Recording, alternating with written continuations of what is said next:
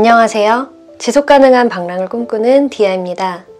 2021년이 된 지도 벌써 한 달이 넘게 지났는데요. 여러분은 새해 계획 잘 지키고 계신가요?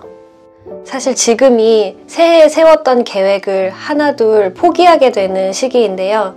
저는 조금 늦게 2021년의 새해 계획을 실천하기 시작해 보려고 합니다.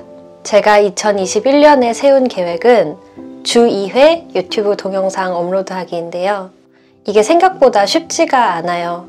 제 영상을 보신 분들은 알겠지만 제가 영상을 만드는 방식이 굉장히 품이 많이 드는 방식이거든요. 저는 기획을 하고 스크립트를 쓰고 나레이션을 녹음하고 편집하고 자막 입히고 이런 식으로 영상을 제작하기 때문에 시간이 굉장히 많이 걸리는데 사실 저는 이 방식을 포기하고 싶지는 않아요. 왜냐면 제가 생각하는 제 영상의 퀄리티가 이 과정에서 나온다고 생각을 하거든요.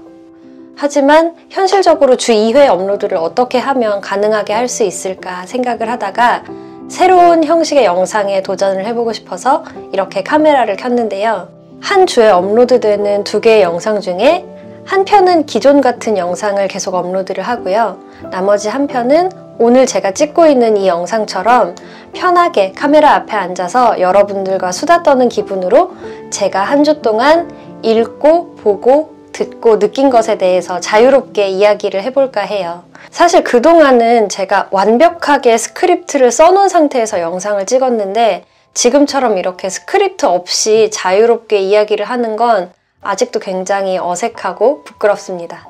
하지만 뭐든 시작이 어려운 법이니까 되는 대로 해보자 라는 생각으로 이 시리즈를 기획하게 됐습니다. 일단 2달 정도 시험적으로 운영을 해볼 생각이고요. 여러분들이 좋아해 주시지 않는다면 과감하게 이 코너는 폐지될 수도 있습니다. 먼저 제가 읽은 책부터 소개를 해볼까 하는데요. 사실 저는 종이책을 사랑하는 사람이에요. 책장을 넘기면서 느껴지는 종이의 질감을 굉장히 사랑하거든요. 그래서 저는 커다란 서재를 가지는 게 항상 꿈인데요. 서울에서 사는 대가가 생각보다 가혹하기 때문에 아직까지는 제가 서재를 갖고 있지는 못해요. 그래서 책을 사는 것에 부담을 느끼니까 점점 더 책을 안 읽게 되는 느낌이더라고요. 그래서 제가 2021년이 돼서 새롭게 구독을 하기 시작한 서비스가 있는데요. 바로 밀리의 서재라는 어플입니다. 밀리의 서재 광고라면 참 좋겠지만 광고는 아니고요. 제 돈 내고 쓰고 있고요. 이 서비스는 책 버전의 넷플릭스라고 생각하시면 될 것 같아요. 전자책 구독 서비스고 한 달에 일정 금액을 내면 무제한으로 밀리에서 보유하고 있는 도서들을 열람할 수 있습니다. 밀리의 서재를 구독한 지 지금 한 달 정도 됐는데 가장 크게 느끼는 장점은 책을 읽는 권수가 늘어났다는 거예요. 아무래도 핸드폰을 들여다보고 있는 시간이 많은데 심심한 시간에 밀리의 서재를 켜서 가볍게 책을 읽을 수 있으니까 좀 더 부담 없이 책을 읽을 수 있고요. 제가 예상치 못했던 장점 중에 하나는 책 자체에 대한 관심이 높아지니까 제가 읽고 싶은 책은 굳이 서점에 가서 또 찾아서 읽게 되더라고요. 그래서 한 달 동안 읽었던 밀리의 서재 책들 중에서 제가 좋았던 것들을 몇 권 뽑아서 소개를 해드릴 텐데요. 첫 번째 책은 지속가능한 삶을 모색하는 사피엔스를 위한 가이드입니다. 이 책을 선택하게 된 건 순전히 제목 때문이었어요. 제가 항상 영상을 시작할 때 지속가능한 방랑을 꿈꾸는 디아라고 저 자신을 소개를 하는데 여기서는 지속가능한 삶을 모색하는 사피엔스라는 표현을 썼는데 그게 제 마음에 쏙 와닿았어요. 이 책의 작가는 김선우 작가, 출판사는 카시오페아입니다. 저자는 기자 생활을 청산하고 가족들과 미국으로 이주해서 제2의 삶을 살고 있습니다. 농사도 짓고 글도 쓰신다고 해요. 저는 초반부에 읽었을 때는 개인 에세이인 줄 알았는데 기자 시절의 재능을 살려서 변화하는 세상에서 변화하는 삶의 방식을 취재하고 모아놓은 글에 가깝습니다. 기자님답게 풍부한 취재, 인용이 돋보이고요. 가독성이 높은 전형적인 저널리스트의 글쓰기 방식을 취하고 있습니다. 저는 대학에서 언론정보학을 전공을 했는데요. 학교 다닐 때 사실 언론보다는 인문학에 심취해 있던 학생이었기 때문에 다른 과 수업들을 많이 들었어요. 그래서 국문과에서 소설 창작 수업을 들었는데 보통 소설을 제출을 하면 이름을 가리고 블라인드로 합평회 같은 걸 하는데 교수님이 제 글을 읽더니 딱 그러더라고요. 이 학생 언론정보학과 학생인 것 같다. 같은 글쓰기라고 해도 국문과의 글쓰기와 언론정보학과의 글쓰기는 굉장히 다른데요. 특히 언론정보학과의 글쓰기 같은 경우는 육하원칙에 맞춰서 사람들이 알아듣기 쉽게, 사람들이 흥미를 느낄 수 있도록 글을 쓰는 훈련을 받기 때문에 소설을 쓸 때도 그 버릇을 저도 모르게 가지고 있었나 봐요. 그래서 소설 쓸 때 최대한 감성을 짜내서 써보긴 했는데 굉장히 잘 쓴 영화 시나리오 같다라는 평을 해주셔서 소설가의 꿈을 접게 되었습니다. 이 책도 약간 그런 느낌이에요. 전형적인 기자님의 글쓰기. 이 책에는 굉장히 많은 사례들이 등장하는데요. 여러 가지 사례 중에 제가 가장 인상 깊었던 사례를 하나를 소개해 드릴까 해요. 일주일에 1시간, 아무것도 안 하는 시간 갖기입니다. 1980년대에 미국의 국무장관을 지낸 조지 슐츠는 일주일에 1시간 혼자만의 시간을 가졌다. 그는 연필과 노트만 갖고 방문을 닫으며 비서에게 이렇게 말하곤 했다. 아무도 전화 연결하지 마세요. 2사람만 빼고 아내나 대통령. 이렇게 아무 일도 하지 않는 일주일 중에 1시간을 슐츠 아워라고 한다. 네, 이 부분이 가장 인상 깊었는데요.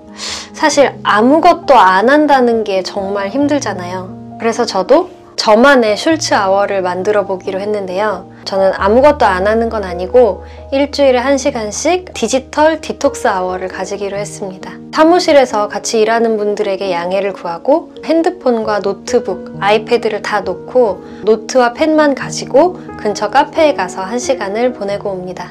근데 이거 해보니까 정말 좋은 게 딴짓을 안 하게 돼요. 보통 우리가 딴짓을 하면 핸드폰을 많이 하게 되잖아요. 저는 여러분이 만약에 이 디지털 디톡스 아워를 하신다면 집이 아닌 다른 곳에서 하시기를 추천드려요. 왜냐면 바로 옆방에 핸드폰이 있는 거 알면 또 나도 모르게 가서 집어들게 되거든요. 그리고 집에 있으면 자꾸 집안일이 눈에 밟혀요. 그런 모든 것에서 벗어나서 나에게 온전히 집중할 수 있는 시간을 가지는 게 굉장히 중요하다는 생각을 했습니다. 저는 지금까지 이 디지털 디톡스 아워를 2번 정도 해봤는데요. 굉장히 효과가 좋아서 앞으로 조금 더 늘려볼 생각도 있어요. 이렇게 책을 읽으면 또 책에서 영감을 받아서 새로운 시도를 할 수 있는 게 저는 굉장히 큰 장점이라고 생각합니다. 제가 2번째로 추천드리고 싶은 책은 기생충 각본집인데요. 밀리의 서재를 이용해보니까 좋았던 점 중에 또 하나는 추천 기능이었어요. 제가 굳이 찾아서 읽었을 것 같진 않지만 추천해보니까 읽었는데 재밌는 책, 이런 책들이 가끔 있더라고요. 저는 개봉 초기에 기생충을 영화관에 가서 봤는데요. 처음 보고 든 생각이 와, 진짜 미쳤다 라는 생각이었습니다. 물론 이 정도의 수상은 예상치 못했지만요. 제가 생각하기에 봉준호 감독은 굉장히 예민하게 사회의 흐름을 읽어내는 아티스트입니다. 많은 비평가들이 짚어낸 것처럼 그 지화실에 문광 부부가 없었다면 이 작품이 그렇게까지 뛰어나지는 않았을 거라고들 하잖아요. 실제로 초반 버전에서는 문광 부부가 캐릭터가 없었고요. 그 다음에 가제도 기생충이 아니라 데칼코마니였다고 합니다. 기택 가족과 박사장 가족의 대비가 주요 구조였던 것 같아요. 그런데 거기에 문광 부부가 등장하면서 전혀 다른 역학관계를 만들어내고 기존의 작품들에서 한층 더 깊어진 메시지를 담을 수 있었다고 생각합니다. 또 그걸 시각적으로 기가 막히게 구현을 해냈고요. 저는 그렇게 생각해요. 누구나 꽤 좋은 아이디어는 낼 수 있어요. 하지만 그 아이디어를 발전시켜서 하나의 작품으로 완성시키는 능력이 진정한 아티스트의 능력이라고요. 봉테일이라는 별명처럼 봉준호 감독이 영화 곳곳에 심어놓은 디테일은 정말 놀라운 수준인데요. 그걸 잘 모르고 봐도 그냥 재밌고, 알고 보면 더 놀랍고, 새로 보면 또 다른 게 보이고, 그래서 봐도 계속해서 감동을 주는 그런 작품이 결국 명작의 반열에 오르는 것이 아닐까 생각합니다. 이 기생충 각본집은 그런 과정을 엿보는 재미가 있어요. 이 책의 앞부분에는 대본이 있고 뒷부분에는 콘티가 있는데요. 특히 뒷부분 콘티를 보는 게 굉장히 흥미로웠습니다. 이 정도까지 모든 구도와 움직임을 다 계산을 해놓고 찍는구나 하는 생각이 들었거든요. 그래서 봉준호 감독은 콘티와 결과물이 굉장히 일치도가 높은 감독으로도 유명한데, 그래서 제가 이 책을 보면서 든 생각은 역시 봉 감독님은 다 계획이 있구나 였습니다.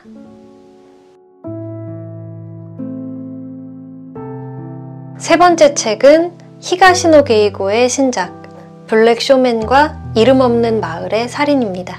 저는 히가시노 게이고 작가의 팬은 아닌데요. 책이 나오면 일단 다 읽기는 읽습니다. 그러면 팬인가 뭘까요? 그건 잘 모르겠지만 어쨌거나 히가시노 게이고는 작가의 이름만으로도 제목을 안 보고 사게 만드는 힘이 있고요. 또 한번 펼쳐보면 끝까지 읽게 만드는 매력이 있습니다. 이 책의 내용은 대충 이래요. 결혼을 앞두고 있는 여성 마유. 근데 갑자기 고향 아버지가 살해당하게 됩니다. 아버지는 시골 학교 선생님이었는데요. 학교 동창회를 앞두고 동창들이 마을에 모여들고 있는 시점에 갑자기 사망을 하게 됩니다. 그래서 마유는 아버지의 죽음에 석연치 않은 점을 느끼는데, 사실 연락을 잘 안 하던 사이였던 작은아버지 다케시가 나타나서 함께 사건을 해결해 나가게 되는데요. 이 다케시가 바로 블랙 쇼맨입니다. 젊었을 때 미국에서 마술사를 한 적이 있는 사람이라 굉장히 기상천외한 방법으로 사건을 해결하는 데 도움을 주게 됩니다. 이번 소설이 굉장히 흥미로웠던 점은 코로나 사태를 반영하고 있다는 점이에요. 코로나로 인해서 작은 시골 마을은 어떻게 더 쇠락해가고 어려워지는지, 이런 것들이 디테일로 소설 속에 녹아들어 있으면서 이 소설의 불안불안한 분위기를 고조시키는 역할을 하고 있다고 생각합니다. 우리나라에서 가장 유명한 히가시노 게이고의 작품은 나미야 잡화점의 기적일 텐데요. 사실 저는 나미야 잡화점의 기적보다는 이런 스타일의 소설이 더 좋습니다. 나미야 잡화점의 기적을 읽었을 때는 약간 배신감 같은 게 들었어요. 아무리 모든 세상이 힐링을 외친다고 해도 당신까지 이러면 안 되지 않나요? 라는 약간 그런 마음이었는데요. 약간 이런 어두운 추리소설을 쓰는 사람도 있어야 되지 않겠어요? 네 번째 책은 또다시 영화 각본집인데요. 바로 김보라 감독의 벌새 각본집입니다. 벌새는 2019년에 굉장히 핫했던 독립영화인데요. 김보라 감독의 데뷔작입니다. 영화의 줄거리는 어떻게 소개하면 좋을까요? 1994년 강남이 배경이고요. 중학생 은희의 시선으로 바라본 세상 정도가 될 것 같아요. 은희는 언니와 오빠가 있고요. 그래서 3남매 중에 막내. 부모님은 강남의 한 상가에서 떡집을 하시고 있고요. 강남에 산다 라고 생각했을 때 우리가 쉽게 떠올리는 그렇게 유복하고 부유한 가정은 아니에요. 가족들은 다 각자의 문제를 안고 있고 화목하지만은 않고 다소간의 폭력적인 양상도 띠고 있습니다. 은희의 시선으로 바라본 세상은 아름답지만은 않은데요. 이 영화에서 주목해야 될 것은 영지라는 캐릭터입니다. 영지는 은희가 다니는 한문학원에 강사로 온 사람인데요. 휴학을 하고 있는 서울대생으로 나옵니다. 은희는 이 영지라는 선생님을 굉장히 좋아하게 되고 또 영향을 많이 받게 됩니다. 이 이후에 또 많은 일들이 벌어지는데 영화의 스포일러가 될까봐 말씀은 안 드리겠고요. 극 중에서 영지가 은희에게 썼던 편지의 일부를 소개해드릴까 해요. 어떻게 사는 것이 맞을까? 어느 날 알 것 같다가도 정말 모르겠어. 다만 나쁜 일들이 닥치면서도 기쁜 일들이 함께한다는 것. 우리는 늘 누군가를 만나 무언가를 나눈다는 것. 세상은 참 신기하고 아름답다.